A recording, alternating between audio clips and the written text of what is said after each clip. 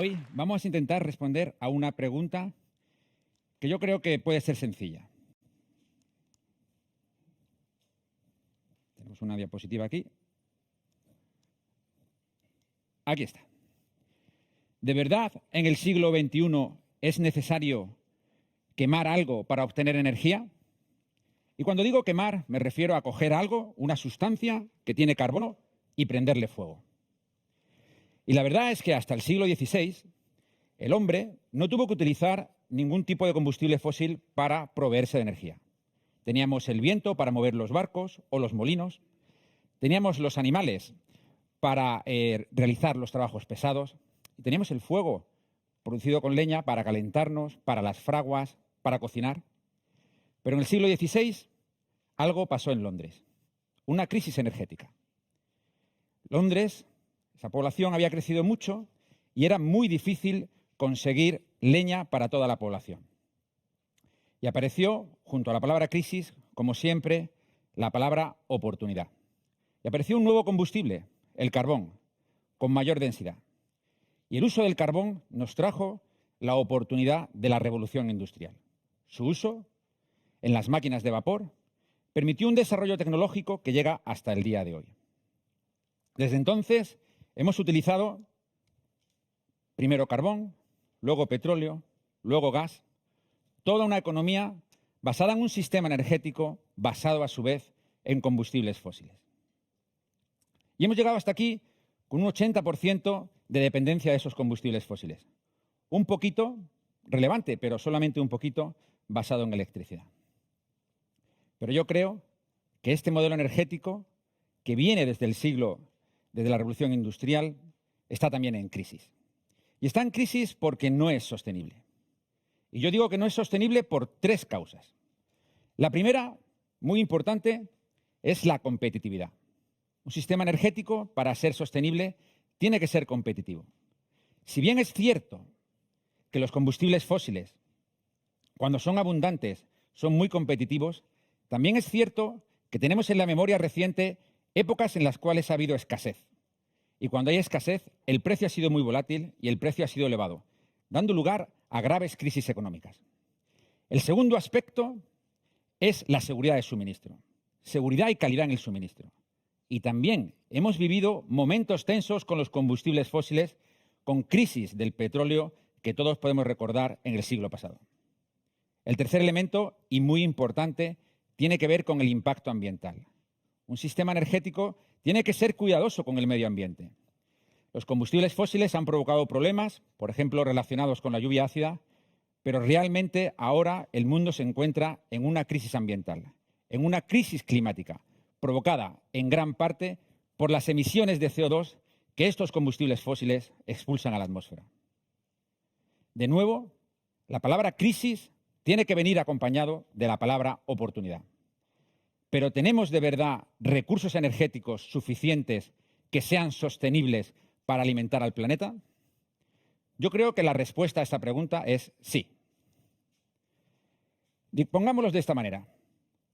Cada hora llega a la Tierra suficiente energía solar para alimentar el planeta durante un año. O de esta otra manera, si utilizáramos un 1% de la superficie del Sáhara, podríamos alimentar las necesidades energéticas de la población. Por lo tanto, tenemos suficiente recurso energético en forma de radiación solar o en forma de radiación solar convertida en viento, en calor, en mareas, en olas. Por tanto, si tenemos tanta radiación solar, tanta energía renovable, ¿por qué no somos capaces de utilizarla? ¿Tenemos la tecnología para aprovechar ese recurso renovable y utilizarlo en nuestro propio beneficio? Y creo que, de nuevo, la respuesta es sí. Durante las crisis del petróleo del siglo pasado, empezaron varios programas de energías renovables para intentar capturar la energía de las olas, la energía de las mareas, la energía del sol, la energía del viento, en el mar, en tierra, la energía geotérmica. De esos programas que se desarrollaron en el siglo XX, ha habido dos tecnologías que han tenido un éxito relevante y que hoy en día podemos decir que podemos usar con éxito. Me refiero a la energía solar fotovoltaica y la energía eólica. La energía solar fotovoltaica, su principio lo definió Einstein y desde entonces se ha ido desarrollando. Primero en las misiones espaciales, luego cuando no había posibilidad de conexión a red y luego poco a poco conectando grandes sistemas a la red eléctrica. Solamente en los 10 últimos años, la energía solar fotovoltaica ha bajado su precio un 80%. Pero eso no es todo. La energía solar fotovoltaica va a seguir bajando el precio. De tal forma que hoy en día, en España, en Portugal y en muchos otros países del mundo, la energía solar fotovoltaica es la fuente de energía eléctrica más barata que conocemos. Y como decía, en los próximos 10 años esta tendencia se va a acelerar. Por lo tanto, tenemos un claro ganador de las fuentes de energía renovable, la energía solar. Pero hablaba también de la segunda fuente, la energía eólica. La energía eólica también se ha ido desarrollando a lo largo de los años y ha tenido una reducción de costes, no tan espectacular como la fotovoltaica, pero sí importante.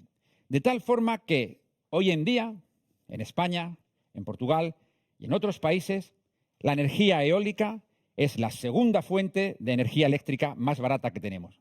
Pero cuidado, cuando el sol no está brillando, es la fuente de energía eléctrica más barata que conocemos. Y la verdad es que las dos combinadas, energía solar y energía eólica, producen un binomio que nos proporciona una seguridad de suministro muy importante. Si estas dos energías la combinamos con la energía hidráulica, allá donde hay recurso, tenemos un trinomio de energías renovables con las cuales podemos jugar. Por lo tanto, creo que tenemos recurso renovable y tenemos tecnología para transformar ese recurso renovable, principalmente en electricidad. Pero claro, si recordáis el diagrama del principio, nuestra economía se basa en un 80% en recursos fósiles, porque usamos recursos fósiles en nuestro uso diario, en nuestros coches, en nuestra movilidad, en nuestras casas. Podemos cambiar los usos energéticos que nosotros tenemos a esa electricidad renovable que se puede producir con los recursos del sol, el agua y el viento.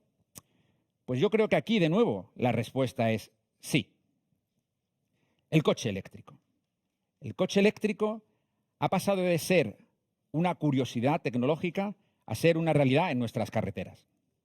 En España hemos llegado a 100.000 vehículos eléctricos en febrero. En el mundo, 10 millones de vehículos eléctricos.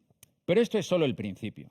Hay 4 factores que van a hacer que el vehículo eléctrico sea una realidad en nuestras carreteras con el paso de los años. El primero es la autonomía. Los vehículos eléctricos de hoy tienen entre 400 y 500 kilómetros de autonomía, suficiente para el uso que tenemos. Segundo, es el número de modelos disponibles. Si vemos los anuncios de las marcas de coches, podemos ver que casi todas ellas anuncian ya vehículos eléctricos puros o vehículos híbridos enchufables. El tercero es la infraestructura de recarga, que ya se está desplegando en muchísimos países y que va a permitir a los usuarios de los coches eléctricos cargar cuando lo necesiten. Y el cuarto, y casi el más importante, es la competitividad, el coste de tener un vehículo eléctrico. Las proyecciones dicen que en el año 2025 tener un coche eléctrico va a ser más barato que tener un coche de combustión interna. Pagar por el coche más la electricidad que consume va a ser más barato que pagar por un coche de combustión interna y el combustible que consume. Pero no solo eso. En el año 2027, 2028, comprar un coche eléctrico va a ser más barato que comprar un coche de combustión interna. A partir de entonces, el crecimiento del vehículo eléctrico será exponencial. En el 2030 tendremos ya 130 millones de vehículos eléctricos en nuestras carreteras y a partir de entonces, hasta el 2050, casi todo será eléctrico. Por lo tanto, la movilidad será eléctrica y usará esas fuentes de energía renovable. La otra parte del gran consumo energético de nuestras sociedades es el calor. En la Unión Europea, el 50% de la energía se consume en calentar cosas. Nuestra comida, nuestra industria, nuestras casas. ¿Podemos de verdad utilizar electricidad, energía eléctrica renovable en vez de quemar cosas? La respuesta es que sí. Tenemos ya tecnologías para hacer ello, pero hay una en concreto que va a permitir un gran uso de la electricidad para calentar nuestros hogares. Estoy hablando de la bomba de calor. Un dispositivo que consigue extraer calor del exterior y meterlo en nuestras casas, con una eficiencia de 4 veces la energía consumida. Por lo tanto, también buenas noticias desde el punto de vista del consumo. Podemos cambiar y debemos cambiar nuestros usos y quitarnos la adicción a los combustibles fósiles para movernos o para calentarnos. Así que, si os parece, volvemos a nuestro cavernícola del principio. Y quería responder que hoy, en el siglo XXI, no es necesario, como nuestro cavernícola, quemar nada para conseguir energía. Podemos obtener energía del agua, del sol y del viento. Podemos transformarla en electricidad con la tecnología que tenemos. Y podemos usar esa electricidad renovable para movernos, para calentarnos, para generar toda la industria que es necesaria y, en definitiva, para hacer que este mundo funcione tal y como es, pero con un modelo sostenible. Hagamos de esta crisis esta gran oportunidad. Muchas gracias.